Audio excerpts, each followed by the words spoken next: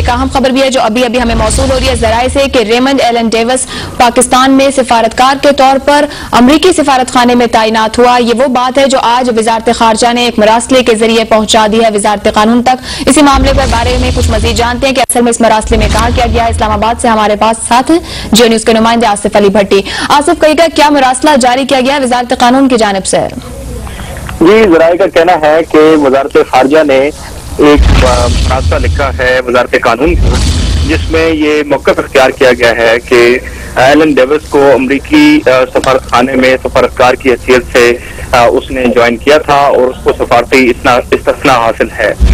इसकी जो इसकी डायग्रामिंग बनाई गई है उसमें ये कहा गया है कि वियना कन्वेंशन के तहत अगर किसी मुल्क का सफारतकार उसको तैनात किया जाता है सफारतखाने में तो वो वजारत खारजा को एक खत लिखता है और आगाह करता है। और 20 जनवरी 2010 को वजारत खारजा को एक खत के जरिए बताया गया था अमरीकी सफारतखाने की जानिब से कि डेविस जो है वो सफारतकार है और इसको तैनात किया गया है। तो वजारत खारजा ने पूछा था कि डेविस को किस असामी के तहत रखा गया है, लेकिन इसका कोई जवाब अमरीकी सफारतखाने ने नहीं दिया। फिर अमरीकी सफारतखाने ने अपना एक मौक़िफ़ दिया है, जराए का कहना है कि ये सवाल उन्हें मिला ही नहीं है, जबकि पाकिस्तान के जो कानून है उसके तहत अगर कोई शख्स किसी सफारतखाने में आता है तो उसको आगाह करना चाहिए पाकिस्तानी हुकूमत को, और वजारत खारजा उसके लिए एक एक्रेडिटेशन कार्ड जो है वो जारी करती है।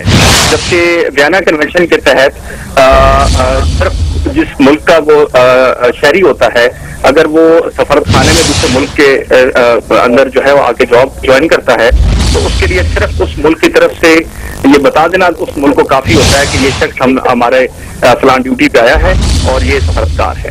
लेकिन अब इस सारे मामले को जो फैसला हुआ है बुनियादी तौर पर गवर्नमेंट ऑफ पाकिस्तान की तरफ से कि इन दोनों मामलात को लेकर के हुकूमत पाकिस्तान कोर्ट में ये लेके जाएगी, हाई कोर्ट में इस मामले को आइंदा पेशी पर कि बैनुल-अक़वामी कानून को फौकियत हासिल है या जो मकामी कानून है 1972 का उसको फौकियत हासिल है।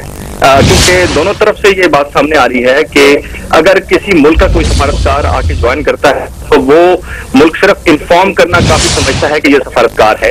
एक मामला तो ये है, जबकि पाकिस्तान का जो कानून है 1972 का उसके तहत पाकिस्तान में काम करने वाला कोई भी गैर मुल्की जो है अगर वो सफारतखाने की तरफ से तैनात होता है तो पाकिस्तान की हुकूमत एक्रेडिटेशन कार्ड जारी करती है।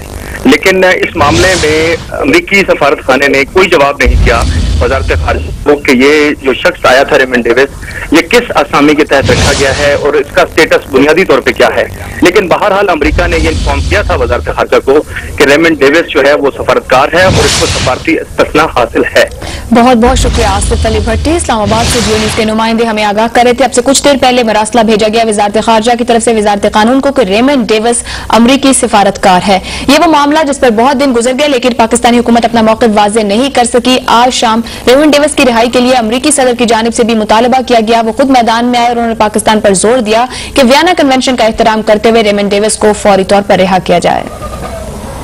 With respect to Mr. Davis, our diplomat in Pakistan, we've got a very simple principle here, that every country in the world that is party to the Vienna Convention on Diplomatic Relations has upheld in the past and should uphold in the future.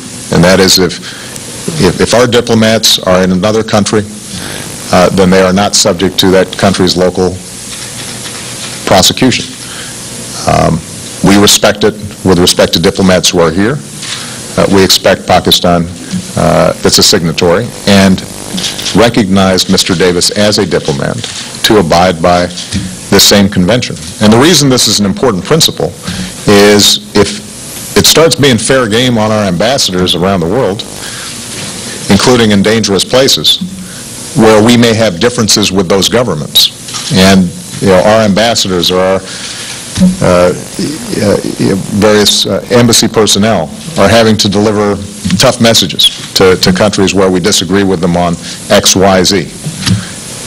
And they start being vulnerable to prosecution locally, that's untenable. It means they can't do their job. And that's why we respect these conventions, and every country should as well. So we're going to be continuing to work with the Pakistani government to get this person released. And, obviously, part of, for those who aren't familiar with the background on this, a couple of Pakistanis were killed in a incident between Mr. Davis in Pakistan. So obviously we're concerned about the loss of life. We're not callous about that, but there's a broader principle at stake that I think we have to uphold. अमरीकी सदर Barack Obama का चंद घंटे पहले किया गया ये ऐलान, ये प्रेस कॉन्फ्रेंस जिसमें उनका कहना था कि रेमंड डेविस सिफारतकार है और से सिफारती इस्तिस्ना हासिल है, और अब आखिरकार पाकिस्तान में हुकूमत की जानिब से भी वाज़ेह मौक़िफ़ आ गया कि रेमंड एलन डेविस सिफारतकार है। वज़ारत ख़ारजा की जानिब से वज़ारत कानून को मरासला जारी कर दिया गया है।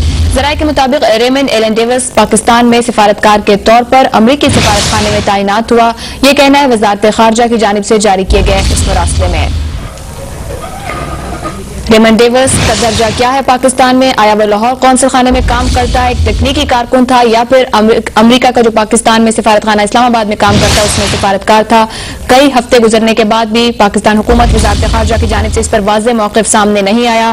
साबिक़ा वज़ीर ख़ारजा शाह महमूद कुरैशी ने यह कहा कि ऐसी कोई दस्तावेज उनके पास मौजूद नहीं है जिसमें रेमंड डेविस के सिफारतकार होने का दर्जे की वो तस्दीक कर सकें, लेकिन आज पाकिस्तान हुकूमत की जानिब से वज़ारत ख़ारजा की जानिब से ये मरासला भेजा गया है वज़ारत कानून को, जिसमें कहा गया है कि रेमंड डेविस सिफारतकार है और उसे वियना कन्वेंशन के तहत सिफारती इस्तिस्ना हासिल है।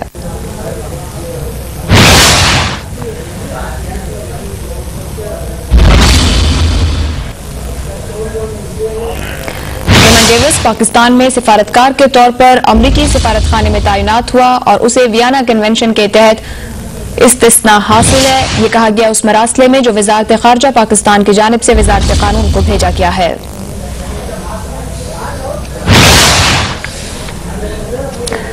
चंद घंटे पहले अमरीकी सेनेटर जॉन कैरी, जो अमरीकी सेनेट में खारजा अमूर कमेटी के चेयरमैन भी हैं, पाकिस्तान पहुंचे हैं। इसी तमाम मामले को देखेंगे, पाकिस्तानी क़यादत से उनकी मुलाकातें होंगी, बातचीत होगी, लेकिन पहुंचते ही उन्होंने सबसे पहले एक प्रेस कॉन्फ्रेंस की जिसमें वाज़ेह तौर पर उन्होंने अपने मौक़िफ़ को सामने रखा। उनका कहना था कि अमरीका कानून की अमलदारी पर यकीन रखता है, रेमंड डेविस के खिलाफ अमरीका में कानूनी कार्रवाई करेंगे। उनका कहना था वो यकीन दिलाते हैं कि अमरीका में कार्रवाई की जाएगी, वो नहीं चाहते कि किसी एक वाक़े की वजह से दोनों ममालिक के ताल्लुकात मुतासिर हों। दोनों ममालिक को बहुत से मामलात पर अभी आगे बढ़ना है और एक वाक़े को नहीं कहा जा सकता कि वो दोनों ममालिक के ताल्लुकात को खराब करने की वजह बने। उन्होंने अपनी प्रेस कॉन्फ्रेंस में ही 1961 के वियना कन्वेंशन के आर्टिकल 37 का भी हवाला दिया, जिसमें उनका कहना था कि रेमंड डेविस सिफारतकार है और उससे सिफारती इस्तिस्ना हासिल है। कोई एक मुल्क नहीं है जिसने इस पर दस्तखत किया हो, बल्कि तकरीबन 200 से ज्यादा ममालिक है जिन्होंने वियना कन्वेंशन पर दस्तखत किया और पाकिस्तान और अमरीका भी इसके सिग्नेटरी हैं। इसी मामले पर कुछ मजीद बात करेंगे। साले जाफर साहब इस वक्त हमारे साथ टेलीफोन लाइन पर मौजूद हैं। साले साहब, अमेरिका की जानिब से क्या कहा जाए कि अमेरिकी सदर बराक ओबामा ने पहले तो अपनी प्रेस कॉन्फ्रेंस में व्हाइट हाउस में कहा, फिर सेनेटर जॉन कैरी ने यहाँ पहुंच के कहा कि रेमंड डेविस सिफारतकार है और सिफारती इस्तिस्ना हासिल है। पाकिस्तानी हुकूमत जो मामला कई दिनों से हल नहीं कर सकी, आखिरकार अब पाकिस्तान की जानिब से वज़ारत ख़ारजा ने एक मरासला भेज दिया, वज़ारत कानून को अभी तस्दीक की है कि रेमंड डेविस सिफारतकार था। पाकिस्तान हुकूमत इंतजार किस बात का कर रही थी? देखिए जी, ये अमेरिका की तरफ से दबाव की इंतहा है और उसके बाद मैं नहीं समझता इस तरह के पाकिस्तान की हुकूमत अमरीकियों के सामने हर बात पे घुटने टेकती आ रही है, वो ज्यादा देर तक इसका मुकाबला कर सकती है। ये आपने देख लिया कि पाकिस्तान के वजीर खारजा की कुर्बानी दे दी गई, क्योंकि वजीर खारजा तस्लीम करने के लिए तैयार नहीं थे कि ये शख्स जो कातिल है ये सिफारतकार है। अब ये जो मुरासला भेजा गया है, दरअसल मुरासले से ज्यादा वो रिपोर्ट है जो दफ्तर खारजा ने मुरतब किया है शख्स के बारे में, ताकि ये वज़ारत कानून जो है वो परसों जब लाहौर हाई कोर्ट में ये मामला पेश होगा तो उसमें हुकूमत पाकिस्तान के मौक़िफ़ के तौर पर पेश किया जाएगा इस रिपोर्ट को, जिसको आप मुरासले का नाम दे रही हैं, और उसमें इस बात की गुंजाइश पैदा की गई है कि अदालत के सामने ये मौक़िफ़ इख्तियार किया जा सके कि इस शख्स को किसी न किसी तौर पर इस्तिस्ना हासिल है और इस तरह से उसके खिलाफ फौजदारी कार्रवाई और पुलिस की कार्रवाई और अदालती कार्रवाई अमल में नहीं आ सकती। तो ये है मुरासले की हैसियत। जहाँ तक कि ये जॉन कैरी साहब का ये कहना है कि हम इस शख्स को अमेरिका ले जाएंगे और वहाँ जाकर इसके खिलाफ कार्रवाई करेंगे, तो ये कोई बहुत बड़ा इंकशाफ नहीं है। ये वियना का जो कन्वेंशन है जिसकी दफा 37 का हवाला दिया गया है, उस दफा 37 के दूसरे हिस्से में ये बात साफ तौर पर लिखी गई है कि मेजबान मुल्क जहां पे वो सफारतकार खिदमत अंजाम दे रहा हो, अगर वहां पर कोई वो जुर्म का इर्तिकाब करे तो उसके खिलाफ उसके मेजबान मुल्क में कार्रवाई तो नहीं हो सकती, लेकिन जब उसके असल मुल्क में वापस लाया जाएगा तो उसके खिलाफ जो वहां से दस्तावेजात फराहम की जाएंगी उसकी बुनियाद पर उसके खिलाफ फौजदारी कार्रवाई उसके अपने असल मुल्क में होगी। तो ये कोई जॉन कैरी साहब ने कोई बहुत बड़ी मेहरबानी नहीं की, कोई बहुत बड़ा इंकशाफ नहीं किया। जी बहुत बहुत शुक्रिया सवाल जाफर साहब, एडिटर स्पेशल रिपोर्टिंग जंग ग्रुप, हमसे बात कर रहे थे।